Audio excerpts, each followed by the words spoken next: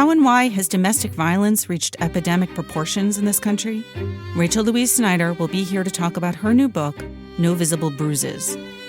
Who was the original so-called welfare queen? Josh Levin joins us to talk about his new book, The Queen. Plus, we'll talk about what we and the wider world are reading.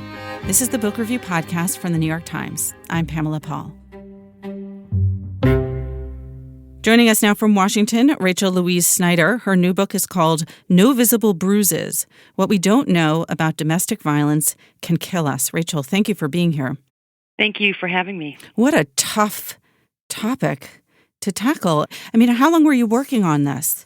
I was researching it for about 8 years, but the actual writing was very quick. I think, in retrospect, I think I was putting off the writing because it was so difficult, and I just kept researching because I wrote the book in probably 6 months, just in a zone, and that must be what I was doing, was kind of endless research to put off the hard part. And then finally, at some point, I just couldn't put it off anymore. Well, the research really comes through, both the stories and also just the data, which I don't think most people are aware of. So let's start with that. How widespread is domestic violence in this country? It runs the gamut. It runs across race, socioeconomic status, geography, age, any demographic factor you can put on there.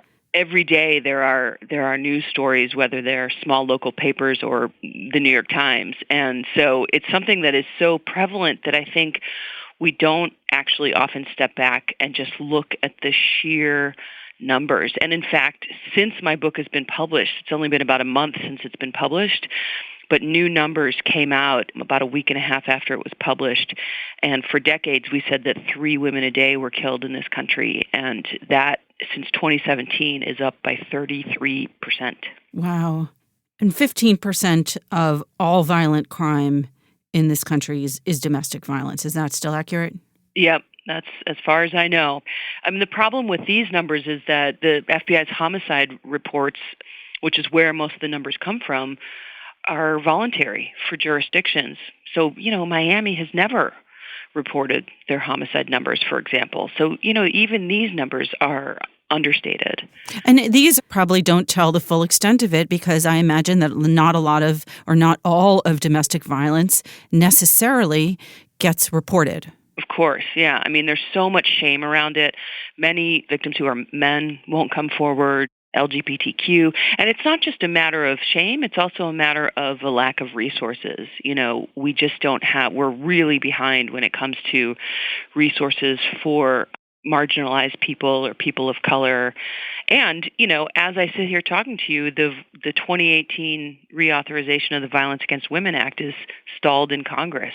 So those resources are not looking to be improved anytime soon. All right. I want to get into how we treat the problem as a system a little bit later. But I think one of the reasons why perhaps domestic violence is maybe underreported and also so misunderstood is because of these myths that surround domestic violence, all of which, or many of which, seem to fall broadly into the category of, in some way, placing blame on the victim or undermining the validity of the crime. And I kind of want to go through some of those, because I'd like to hear just how they're wrong and why they're wrong, and get your sense of them. So the obvious questions that people might ask when they hear about domestic violence are, well, why did she marry him to begin with? Why would she be with someone like that? Yeah. I mean, I have to say, every time I learned new research, I felt like my mind was blown. I felt like I was Malcolm Gladwell in one of those moments of like, what is the conventional wisdom? And then let's find out what the truth is. You know what I mean? And that's one of them. Like, domestic violence is, any of us standing at the receiving end of a punch would say, hey, wait a minute, that's not acceptable behavior. I'm going to walk away, right? But that's not how it happens. It happens very slowly, and it's a slow corrosion. And it's so important to understand how, first somebody might say things like, gosh, I see how men look at you on the street when you're wearing that skirt. Maybe for your own protection, you shouldn't wear it, right? It's this sort of really manipulative way of going about the relationship. Or they may say things like, it's my love for you that makes me crazy, right? Which is, again, like victim blaming. But the other thing is that it is not at all unusual for someone in that situation, let's say a woman. I know that domestic violence runs across gender, but for the sake of conversation, many women who are at the receiving end of what we would call morbid jealousy, really, really over the top jealousy, might get married in order to try to assuage that jealousy. There's a woman in my book named Dorothy who met her husband when she was 15, and he slapped her a couple of times, not really intense violence, that came later, but when she was 19, she married him. And people often asked why she married him, and she said, like, because I knew I could never escape him, so I thought if I marry him, it'll give him a sense of security about it, and he'll stop abusing me, which is sort of mind-blowing when you think about it. But of course, so often that doesn't happen, and the situation just escalates, and it did in Dorothy's case, and eventually he killed her and then killed himself.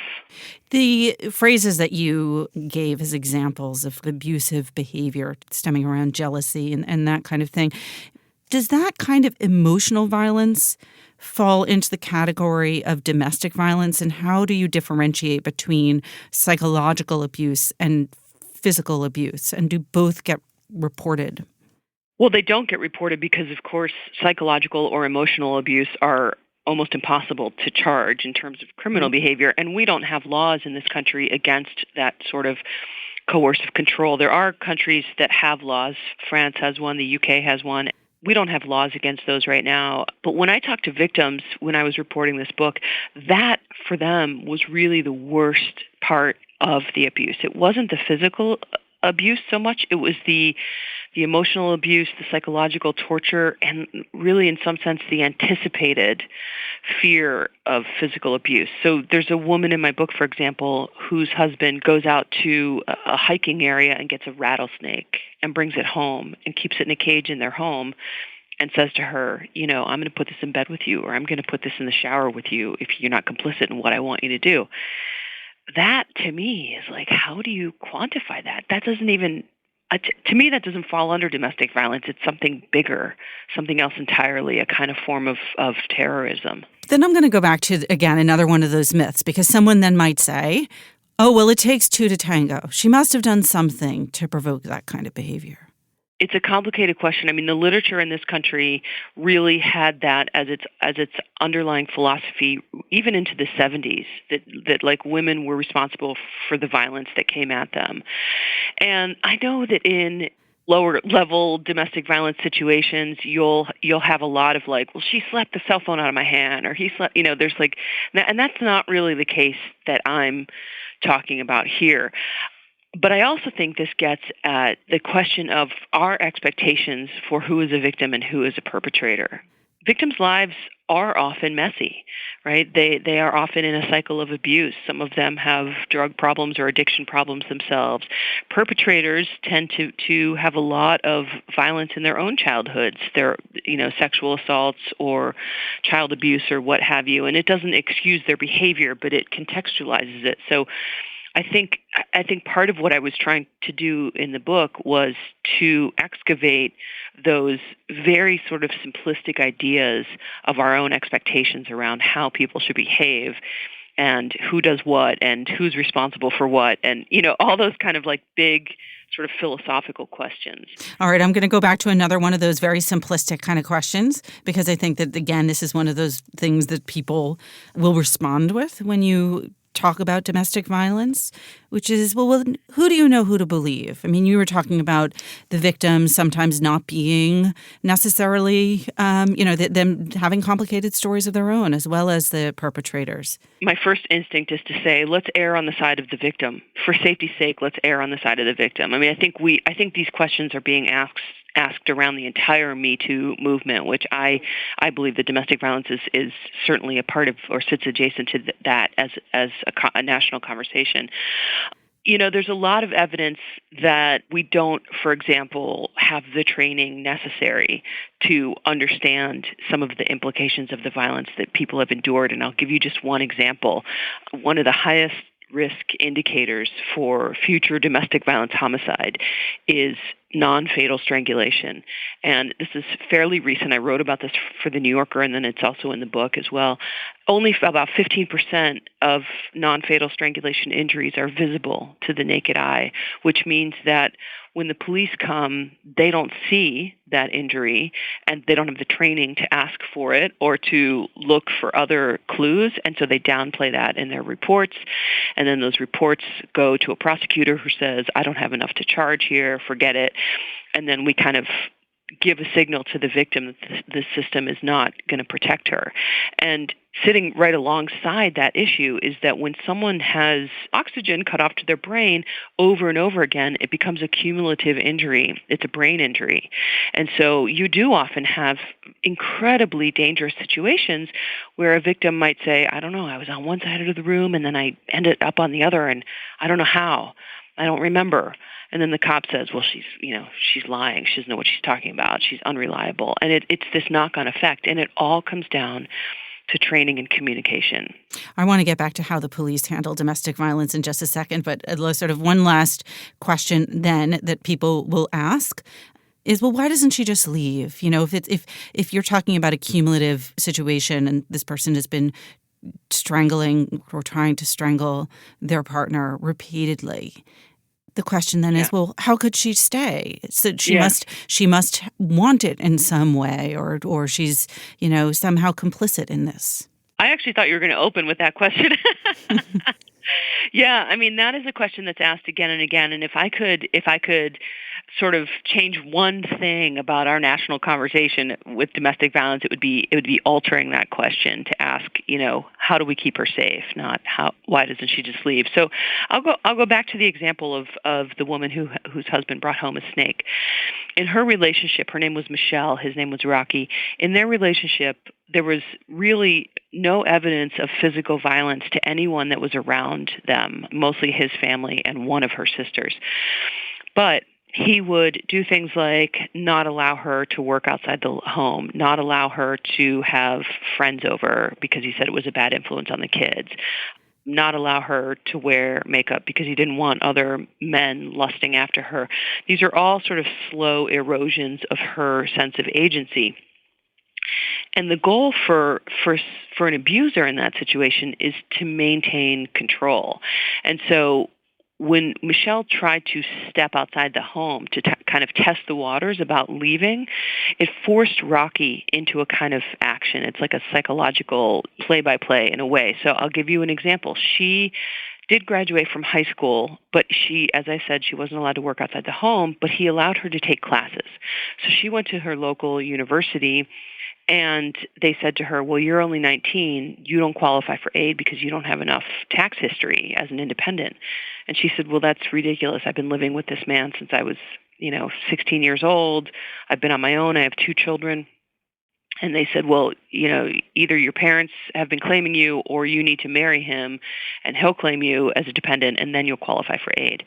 So there, the system is forcing her to marry a man that she's actively trying to leave, to put steps in place to try to leave. Mm. So she goes and she marries him at a justice of the peace. Then, a couple of years later, they have an incident that forces her mother to call the police on him.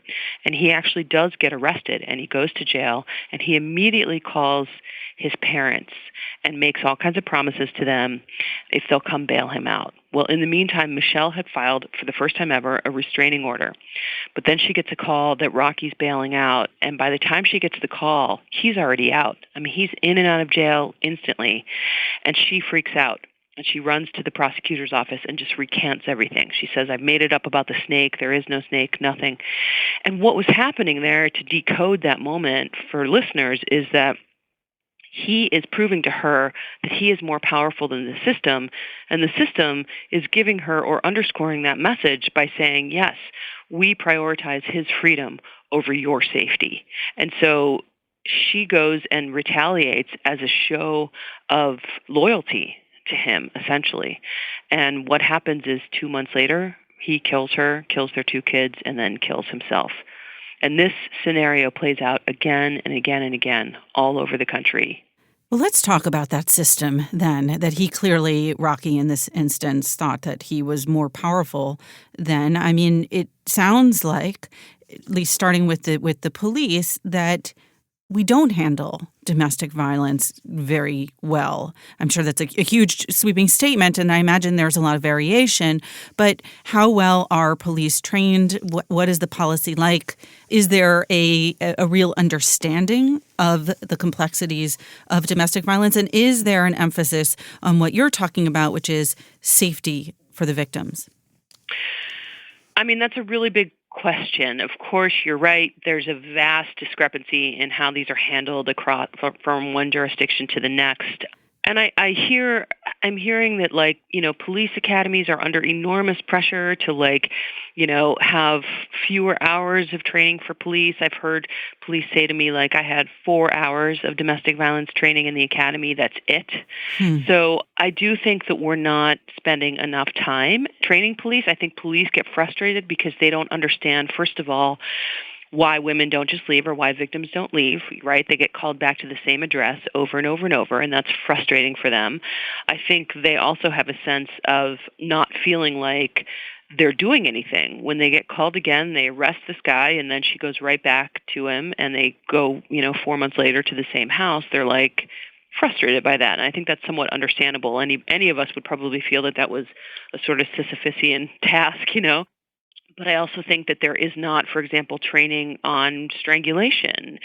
There's not training on the psychology of domestic violence. I mean, when Rocky had to show Michelle that he was more powerful in the system, he's not doing that in any sort of conscious way, but his behavior is showing her that.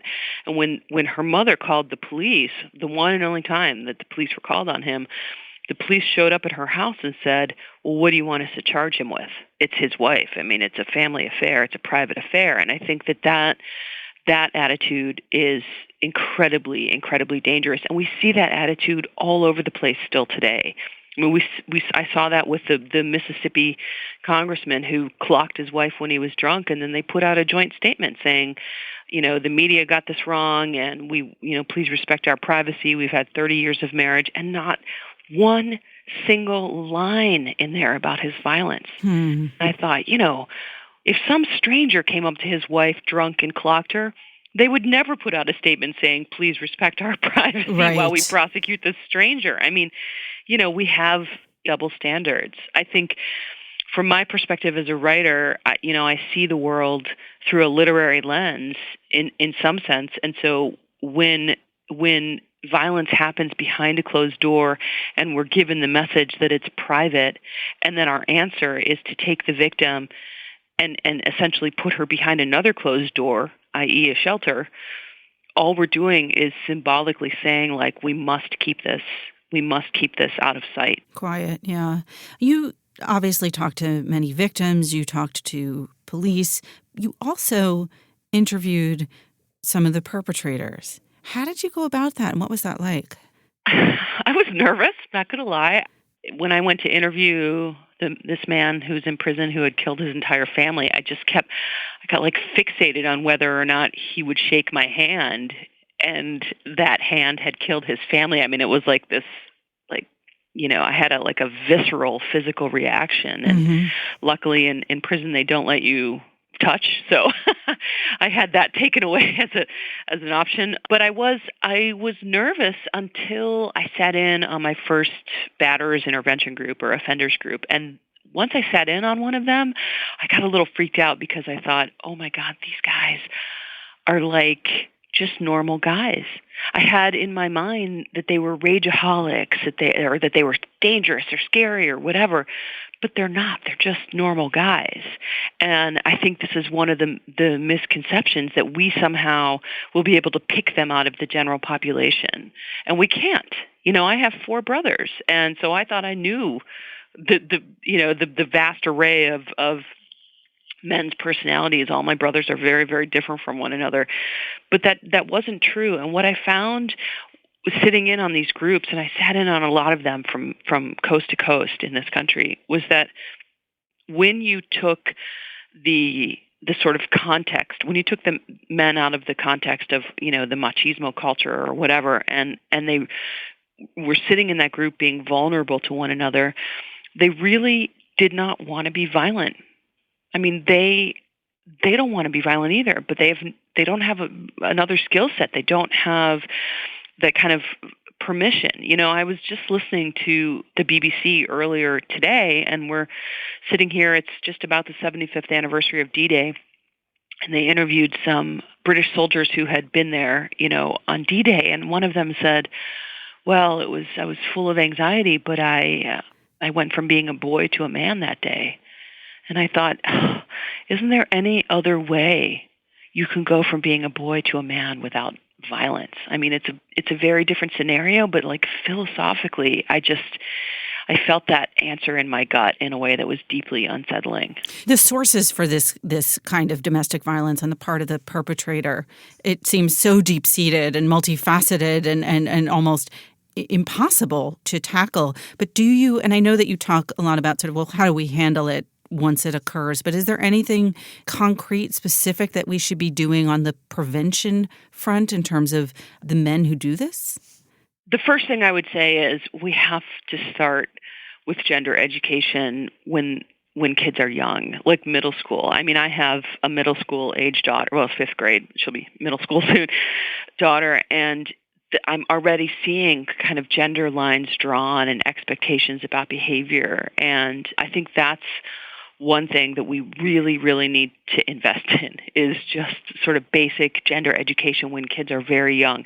One of the things that you see that is so common in domestic violence homicides is that women who are killed started relationships very young, abusive relationships, like 14, 15 years old. I mean, just very young. So I think that's one thing. I think the other thing is, as a social science, the violence and the origins of violence are really sort of in their infancy. If you look at the domestic violence movement just in this country, it really began with the women's movement of the 70s, right? So we're in about year 50, say, and we're still figuring that out. Like, this is the first book that I have found that is I wrote it, but I didn't find it, but that is a literary journalism book about this, which is crazy because we've got books on poverty and homelessness and, opioid addiction and all these other social ills that we're facing. But we really haven't excavated this and investigated this. And then when you look at batterer intervention groups or offenders intervention, it's half as old as the women's movement. So in some sense, I think we're a little in the dark in terms of what works and what doesn't. There's a lot of questions of efficacy of batterers intervention, but I think this is how social science works. It's slow and it's meticulous and it's frustrating, but we're losing 4 women a day. So what is our alternative? I know you're not a predictor of the future, but if you could create the future that you would want to see with regard to domestic violence on a policy level, what are some concrete steps that we could take to better handle domestic violence in this country? I'd like to answer that 2 ways, one with a kind of global overview way and then one the sort of street level way. In terms of the big question, the policy question, I mean, first of all, I would pass the Violence Against Women Act. I would reauthorize the 2018 reauthorization, which is stuck at the Senate's door. I would also sign the Equal Rights Amendment. I mean, these seem like no-brainers, right? I would make sure that things like non-fatal strangulation should be charged as a felony. I would make sure that every state had their own statutes for charging that as a felony. Like in Washington, D.C., where I live, non-fatal strangulation is not a felony.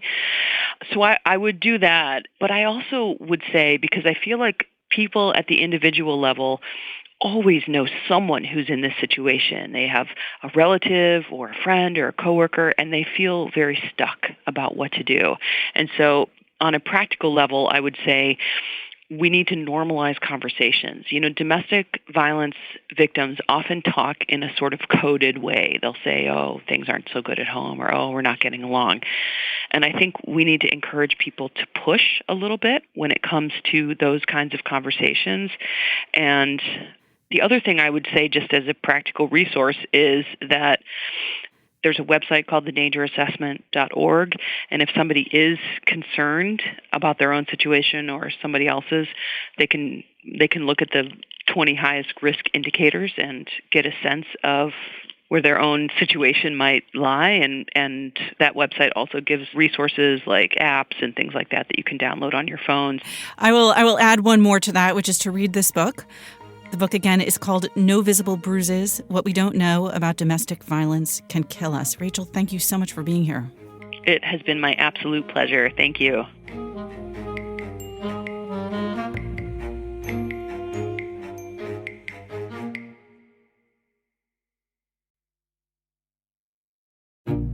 So here's a request for our listeners. I get lots of feedback from you, some complaints, lots of kind words. Really appreciate it. You can always reach me directly at books@nytimes.com. I will write back. But you can also, if you feel moved to do so, review us on any platform where you download the podcast, whether that's iTunes or Stitcher or Google Play or somewhere else. Please feel free to review us and, of course, email us at any time. Joining us now from Washington is Josh Levin. He is the national editor at Slate, the host of a sports podcast over there, and the author of a new book called The Queen. Josh, thanks for being here. Thank you so much for having me. So let's start with the Queen herself, Linda Taylor. Who is she, or who was she? So she becomes this national figure, icon, villain, whatever you prefer, in 1974 when the Chicago Tribune writes about her as a woman who was getting welfare checks in Illinois, despite the fact that she drove a Cadillac and she was planning a Hawaiian vacation. She gets indicted for welfare fraud. And then Ronald Reagan talks about her in 1976 when he runs for president for the first time. He talks about her as a woman in Chicago and claims that she stole $150,000 in welfare money in a single year. She's touted as the biggest welfare cheat of all time. So she is the quote-unquote original welfare queen, but Reagan himself did not use that phrase when he initially spoke about her. Is that correct? Yeah, that's correct. On the campaign trail, he talked about her as a woman in Chicago. He didn't even use her name, Linda Taylor, one of her many names. He talked about her in specific terms that made it clear which person and which case, which anecdote he was referring to, but he left kind of the specific, the identifiers about her out of his speech. So at once she was kind of made into this extraordinary, outlandish character, but he also made it seem like it was typical, that this was a problem that was just associated with welfare more broadly. What's interesting about it is that even though Ronald Reagan is so closely tied with that phrase, welfare queen, he didn't coin it himself. The first time that I saw the phrase appear in connection to Taylor was in a Rochester newspaper that said welfare queen in its headline. And then the Chicago Tribune takes it and runs with it, first putting it in a headline itself, and then in more than 40 stories attaching the term welfare queen to Linda Taylor. It's really the Tribune that popularizes the term, as an epithet, and also cements its connection to this specific woman. To what extent was this an apt phrase for her, welfare queen? She definitely was stealing welfare money. The amount that Reagan and others touted that she had stolen was, based on my reporting, very much exaggerated. It wasn't $150,000 in a single year. She was ultimately charged with stealing about $9,000 in Illinois, and the number that she actually took was probably a little bit larger than that. She did wear fur coats when she went to her court appearances, and she did have a Cadillac. And those kind of accoutrements were the things that led people to call her the welfare queen, I believe, was the kind of external appearance and the fact that she seemed to be reveling in her status as an outlaw. So what inspired you to write about Linda Taylor, which you did originally for Slate? I mean, this is a woman who, this was sort of a big story in the 70s and into the 80s. Why go back to it now? A colleague of mine in 2012 sent me a link to an old Jet magazine story that had the very broad outlines of Taylor, the fact that she was nicknamed the welfare queen, the fact that she stole all this welfare money, the fact that she drove a Cadillac. And I was not aware before I saw that story that there was an actual person who was the model and the template for this stereotype. And so that was fascinating to me that this person existed. And it was also fascinating to me that I didn't know that she had been erased from collective memory, essentially, that the term had lived on, but the person hadn't. And then I did a kind of like first layer of research going back to what had been written about her in the 70s. And there were these stories in the Tribune about how she'd been accused of perpetrating this notorious kidnapping in Chicago in 1964, that she had been suspected of homicide in 1975. And just this outrageous kind of yarn that was just unfurling. And then it just stops, like totally dead. There's nothing written about her after 1979. And all of these kind of tantalizing elements, they were just unresolved. And so just as a journalist, I wanted to know what the truth of her story was. Did you go into it thinking, I mean, Linda Taylor was obviously very broadly characterized as a villain, as a con artist, as someone who took advantage of the system. You found out that there was a lot more to it, but did you go into it thinking on some level, like, I'm going to hopefully find out that maybe there was a reason for all this, that somehow, if not exonerated her, explained her, or perhaps she was misunderstood and used in a kind of manipulative way by our political system? Or did you kind of know this is not a redemption story in any way? I went into it knowing that she was a human being, which hadn't really been represented in the coverage of her journalistically or politically. She was seen as either this supervillain or just a trope, somebody who wasn't given the benefit of having humanity. And that could work in two different ways. You know, if you're describing who she was as a human being, you could both look at the malicious things that were perpetrated against her, both during her brief period of infamy and in her early life. You could also look at the things that she perpetrated against other people that weren't captured, because everyone's kind of coverage and focus was so anchored on this welfare queen image that she could be suspected of homicide and kidnapping, and that could just be elided from her story. And so I wanted to tell a complicated human story and go where my reporting led me rather than be just seduced by this image of her. Well, let's talk about where your reporting led you and about Linda Taylor, the human being. She was born in 1926 in Gold Dust, Tennessee. What was her early childhood like? I should say that this information about her early childhood came from a court file that had been sealed. And I just wanted to give a little bit of respect to the folks who helped me get that unsealed. This file, the clerks in Cook County thought it was locked in a vault that was so old that nobody there knew the combination to open it. And so they actually blew open the vault on my behalf. Wow. It turned out that the file was not actually in the vault. It was just mislabeled on a shelf.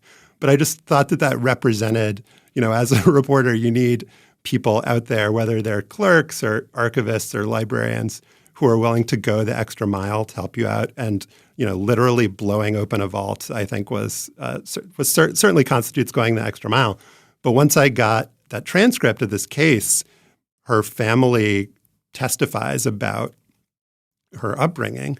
And yeah, she was born in Gold Dust, Tennessee. She was born to a white mother, and her family comes from a place in Alabama where white separatism was official policy in the early 1900s, where Black people were literally not allowed to live there. And so her family, as part of this case, which is an heirship case, Taylor is claiming that she's a daughter of a Black man in Chicago, a man who, upon his death, was found to have almost $1 million in his home. Her family comes and testifies and says, not only is Taylor not the daughter of this particular Black man, she's not the daughter of any Black man. They were lying. They wanted to conceal her heritage, the fact that she was mixed race. And this was a secret family shame, I discovered. She was denied an education because of it.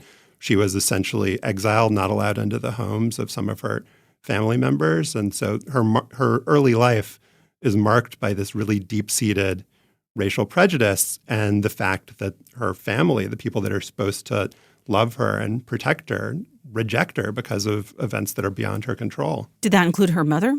Her mother in this case tells a totally bizarre story. And if you read the book, the courtroom drama here is just unlike anything that I've ever seen in real life. It's certainly reminiscent of your more kind of outlandish Perry Masons or Law and Orders, but this is a thing that actually happened where her mother testifies that she was not, Linda Taylor's biological mother, that she was left on her doorstep as a 3-month-old with a tag on her arm by people that just vanished.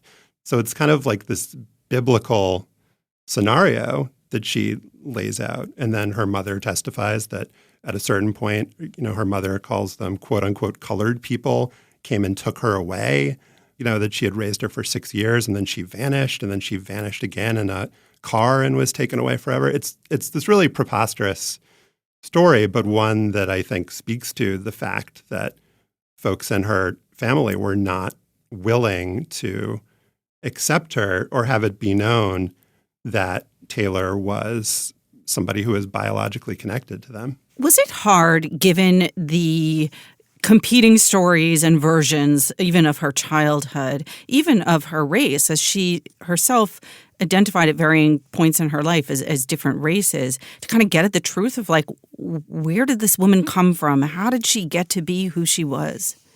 So the how did she get to be who she was question is extraordinarily difficult. And people who knew her during her life personally were, I think, unable to answer that question with certainty. She was not somebody who formed long-term relationships. And, one of the first people I spoke to during my reporting was the man, Lamar Jones, who was married to her when she became known as the welfare queen. And the first time I talked to him, he thought he didn't know what had happened to Taylor. He thought I might be working for her. He thought I might be a cop. He was afraid of her. So she had this kind of hold on people, but she came into people's lives very suddenly. They didn't know where she had come from. She destroyed things in her path, and then she left and, didn't indicate where she was going. And so there was this, people were perplexed, people were afraid that I talked to, and sort of trying to draw a line between what happened to her and what she did, I think is difficult and perhaps even folly. Like, I'm not trying to argue that the indignities that she suffered as a child explain why she became a criminal. But I do think giving that fuller picture of her life, it does endow her with the kind of humanity that she was denied just by seeing the path that she wove through this century, essentially. Give us a sense of why people were so scared of her. I mean, you said that she destroyed lives in her path. What did she do? Lamar Jones was afraid of her because she told him that she had killed one of her previous husbands, which is, a thing that it makes sense that you would be afraid. I was able to find 3 suspicious deaths of people that she was close to, where upon her entrance into their lives, they die not long thereafter. In 2 of the cases, she collects life insurance policies on these people. In one case, she's suspected of homicide because this woman that was in her care dies of a barbiturate overdose, and the woman had signed over all of her property to Taylor. I also talked to people who had first-person accounts of her, kidnapping them or kidnapping people that were close to them. And so she would get very, very close and intimate with people and use them and abuse them and victimize them. How many times was she married? Oh, I think it was 7 or 8. And then there are these long-standing relationships that she had where, I wasn't able to track down whether there was a marriage license. One of the charges that was eventually dropped, but one of the initial charges in 1974 when she gets charged with welfare fraud is bigamy because she had married a guy without previously getting divorced. Did she have any kids? Yeah, she had 5 kids that I'm certain were her kids. She also had children with her that would kind of come and go that, the folks that I spoke with attested to, that they said they weren't sure whether they were her children, and they would vanish and arrive without explanation. So we started off with the fact that this is a human being, obviously. She was turned into this caricature, vicious stereotype. What did you come away thinking about her? Did you feel, we talked about this a little bit before, but did you feel sympathetic for her? Did you feel like you got a sense of there's a reason that she ended up being the person that she was? And does it add up to the way in which she was portrayed? I have sympathy for her for growing up the way that she did, for being denied opportunities, for having to navigate a racist society that didn't allow her to be who she was and that circumscribed her opportunities in life. I also have a huge amount of sympathy for her victims. The ex-husband of a woman, Patricia Parks, who she was suspected of killing, told me nobody was interested in my wife's death because she was a Black woman in Chicago in the 70s. And he told me when I, went and saw him in Michigan, when I went and knocked on his door, nobody's ever come to talk to me. And you took a long time to come. Nobody had ever cared to tell that part of the Linda Taylor story. And so knowing everything that I know and doing all the reporting I did and talking to the people I talked to, I can't help but have sympathy for her and for the people that she harmed. And the thing that's so outrageous, I think, about her story, when you look at it now, is that someone who did what she did, someone who was totally singular, whose crimes don't represent anything broader, that don't represent anything but herself, how easily that was used to impugn this whole class of people, poor Black women in particular. So, you said early on that you wanted to write about her, and her crimes sort of didn't extend, as you say, sort of beyond herself, but were used in this broader way, and that through that story you wanted to say something about our country. What does her story tell us about our country, whether it's about the welfare system or political rhetoric and the way that it's manipulated in the press? I think it says that a story is really powerful and that it doesn't matter if that story is true. If it seems true, then that oftentimes is what matters, and that her story at the moment that it was told, it seemed true to a huge number of people. And Reagan wasn't elected president in 1976, but he still told that story during his 1980 campaign when he did win the presidency. And he told it when he was in the Oval Office. He told it as he was selling his first budget, which included major cuts to food stamps and aid to families with dependent children. And that Linda Taylor story had major policy implications. It affected the lives of people who were certainly not welfare cheaters, who were vulnerable people in this country. And the fact that no one took the time or paid attention to who this person truly was, I think did major damage. And I think it is telling that this story hadn't been told. From the moment when Taylor became this villain, for 4 decades, her real story wasn't told. All right. Well, you certainly have taken the time and told the story, and it's a far more interesting story probably than anyone would have suspected was behind that phrase. So, Josh, thank you so much for being here. You're welcome. Appreciate it. Josh Levin is the author of The Queen, reviewed this week in the Book Review.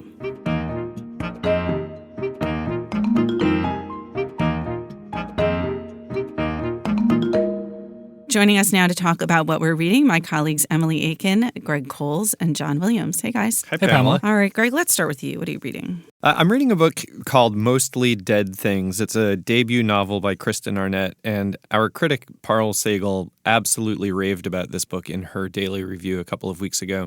I'm here to say that Parl Sagal was not wrong. It's a really fun book. I'm about 60 pages into it, and it's the story of a young woman whose father was a taxidermist. He ran the family's taxidermy business that his own father had started and brings the daughter up in the business. And he has committed suicide about a year prior to the opening of the book. So she's trying to get things right again.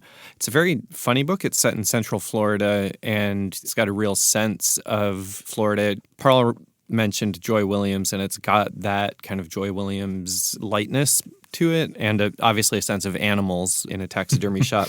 The narrator is also a gay woman, and there's a lot of her adolescence, the first crush that she had, who went on to marry her brother. So there's lots of kind of complicated family dynamics. And in the first 60 pages so far, it's very much a book about chaos Muppets versus control Muppets or order Muppets, where the father and the narrator are people who need to have a tight grip on everything, but the mother and the brother are people who are much more kind of artistic temperaments.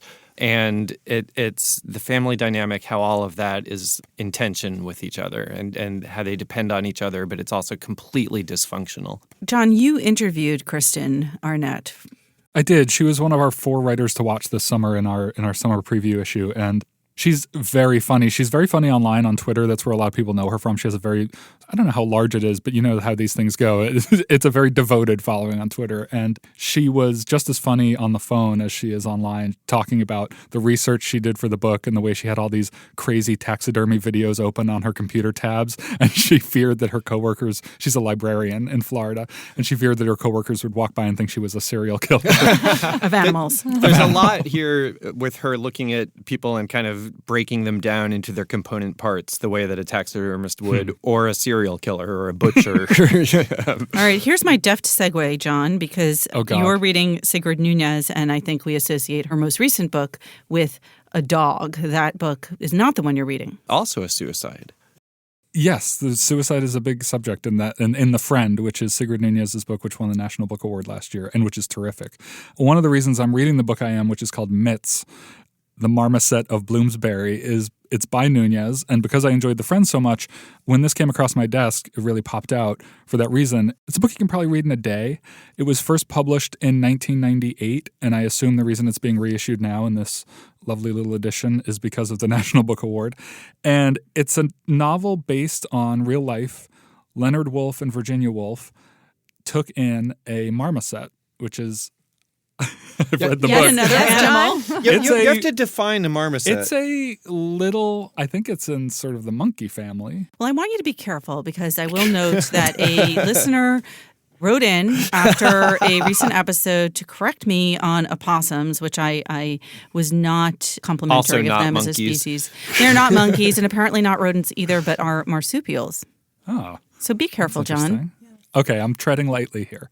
It is definitely an animal, a non-human, and in this case, it fits apparently in the palm of Leonard's hand. It's a small monkey-like creature, and Leonard Woolf had visited a friend with Virginia, and the friend and his wife had this marmoset, which the friend had bought for his wife thinking it was, I don't know, romantic or something, but the wife didn't care. And he was, having a hard time keeping up with the creature. And Leonard took an instant liking to the marmoset and vice versa. And so Leonard adopts the marmoset, and he and Virginia took this marmoset everywhere, apparently. And it's just what she's done here is she's drawn on a lot of Virginia Woolf's real-life letters and diaries. She quotes them, I think, things she actually said about the marmoset to recreate that. And obviously she also brings her own imagination to the situation. And it's a very lovely portrait of this time in their life and in this time in history. And also a few people who found out I was reading this kept asking me, is it from the marmoset's perspective? And I always said, blessedly no. It's not. You just haven't gotten there It's yet. not that twee. No, I'm done. I'm done with it. And it is not from the, you sort of semi-third person close get a sense of some of the marmoset's perspective sometimes, but it's just a very well done, charming book that I would recommend as a palate cleanser. That sounds like I'm denigrating it, but it's just a beautiful thing if you're looking for something to pick up and you're having a hard time choosing the next thing. Emily, you're reading a very well done, charming book in a very different way. Right. I was wondering about the segue to my commentary. It's hard to go from taxidermy and marmosets It is. to anything. art really. criticism. Right. So, on a very different note, I'm reading Hot, Cold, Heavy, Light, which is a collection of 100 columns, and 2 profiles are included by Peter Sheldall, currently the art critic for The New Yorker. This anthology is fantastic. It covers 30 years in Sheldall's career, going back to when he was an art critic for The Village Voice and wrote for a now defunct magazine called 7 Days. I feel like now defunct is like the prerequisite. You have to put that in front of the word magazine in like 80% of the cases.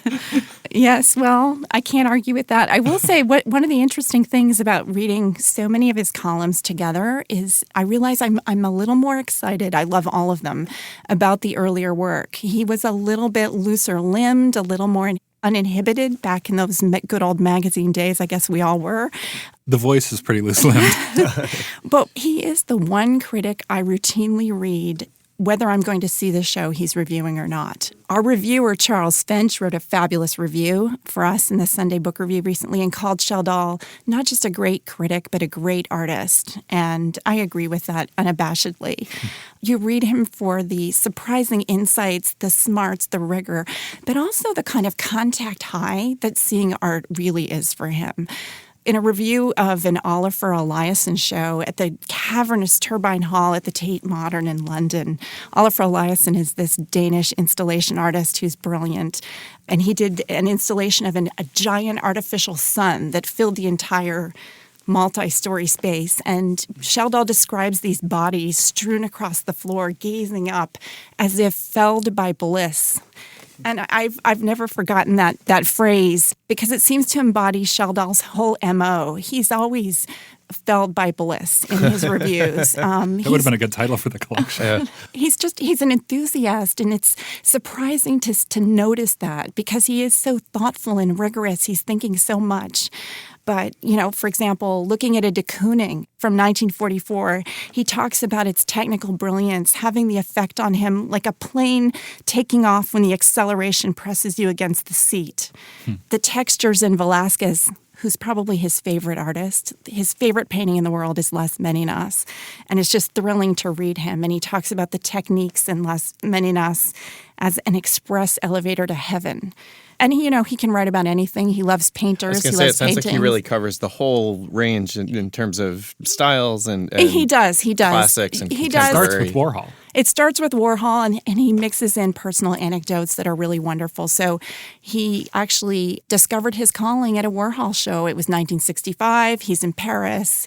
He's a footloose wannabe poet. He stumbles into an exhibition of silkscreen flowers, and he's felled by bliss. And he hightails it to New York. His thought is, wrong city, got to get back. And that's the beginning of his great love affair. I would definitely encourage people to read Charles Finch's review online. It is really, really great. And also, I think because this collection is out, people are talking about Sheldall, and someone on Twitter posted a piece after the poet Frank O'Hara died that he wrote, that right. Sheldall wrote in the Village Voice, a pretty long piece about O'Hara that is totally brilliant. And I think Sheldall was like, I don't know, he couldn't have been more than in his mid-20s when he wrote Yes. it. That was a Yes. great I would piece, track that down too. I'm thinking he's about 78, but you read him, and he's the embodiment of cool. He's just totally hip.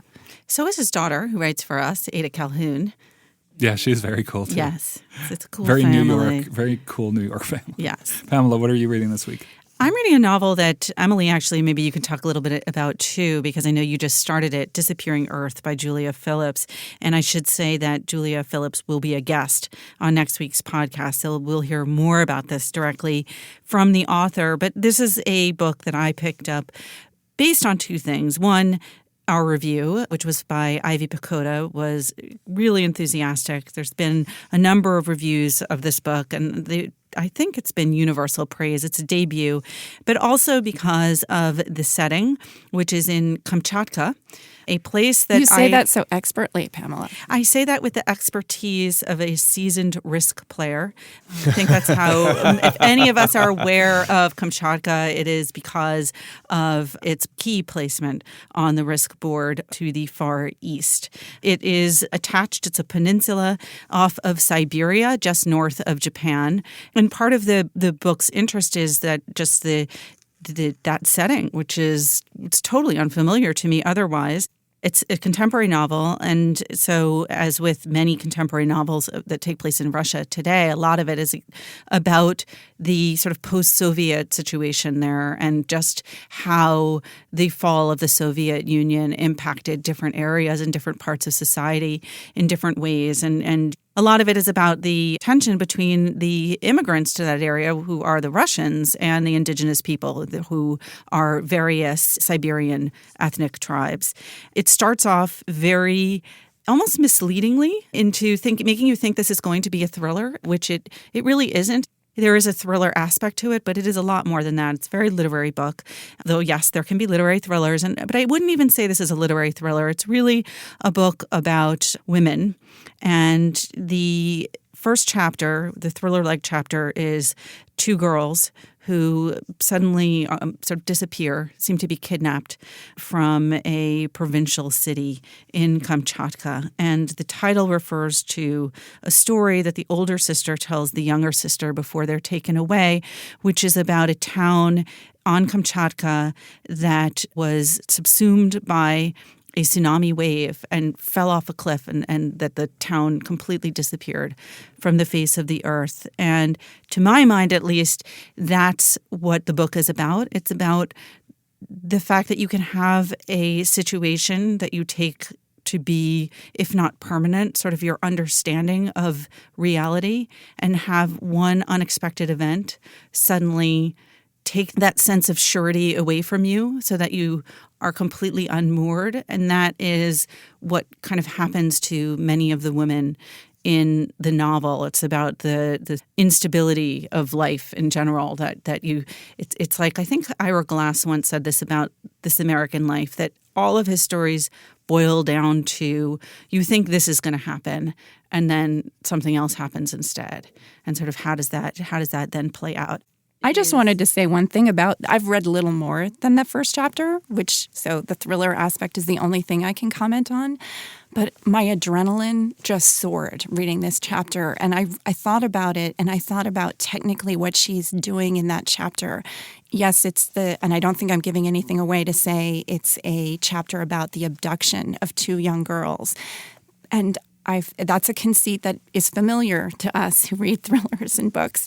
But the way it unfolds is in such slow motion, so that I think typically an abduction is either witnessed or discussed in retrospect. There's a disappearance and there's an assumption that this is what happens. In fact, the abduction unfolds so gradually that it only dawns on us. You're anxious about these two girls getting into the car of a stranger, but their awareness of what's happening unfolds over the course of several pages as the behavior of this stranger becomes more and more sinister, so that it's only at the end of the chapter does the full weight of the realization that, yes, this is actually an abduction lands on you, and it's an incredible physical shock. Yeah, it's deeply unsettling. Like she unmoors you, and so she recreates that sensation of being unmoored that threads throughout the rest of the novel. And I won't give anything else away, especially since you haven't read it, Emily, and probably most of our listeners have not read it yet.